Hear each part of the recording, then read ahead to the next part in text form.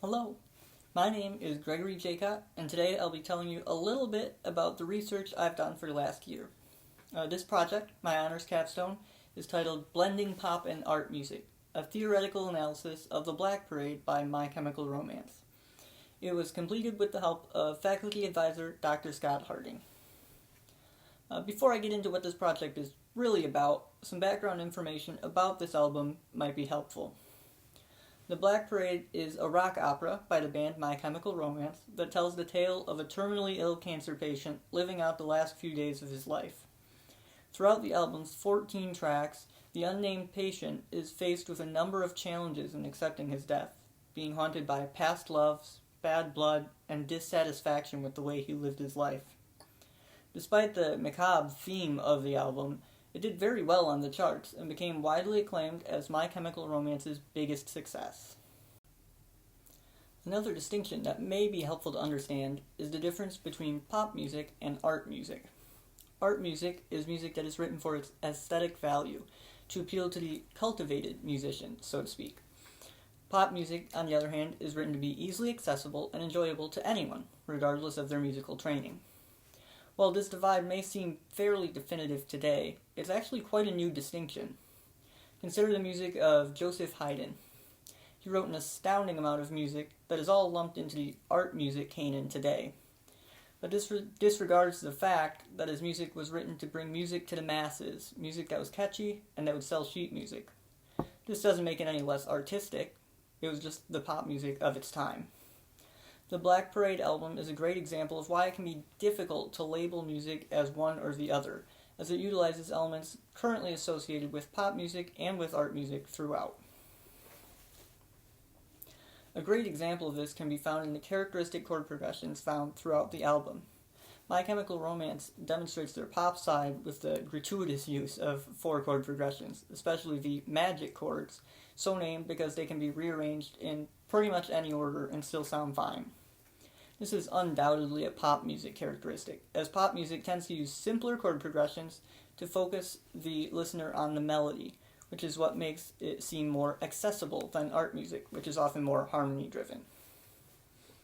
However, there are also quite a few unusual chords that strongly point to an art music influence.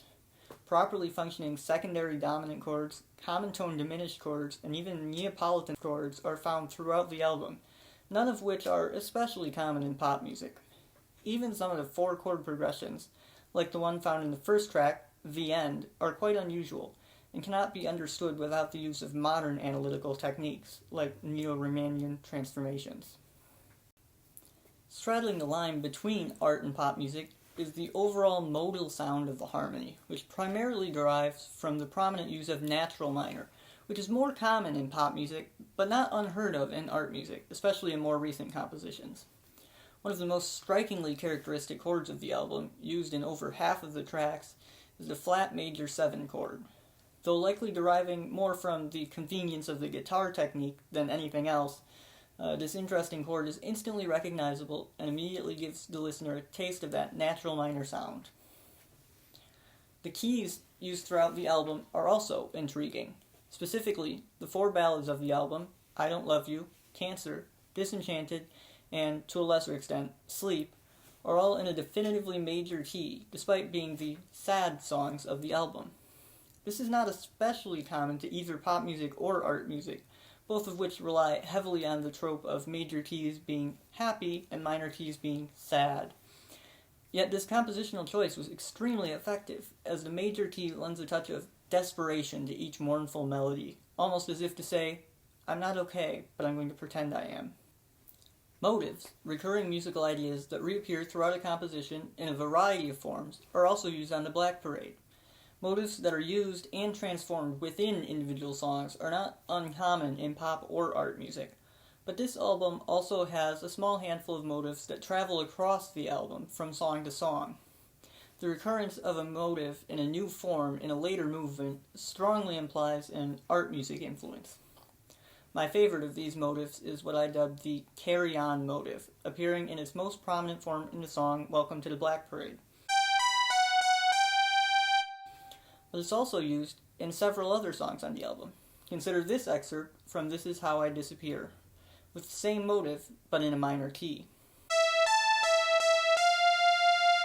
This motive appears in at least 3 other songs, including Mama, Sleep, and Famous Last Words, though in forms that are progressively more difficult to recognize each time.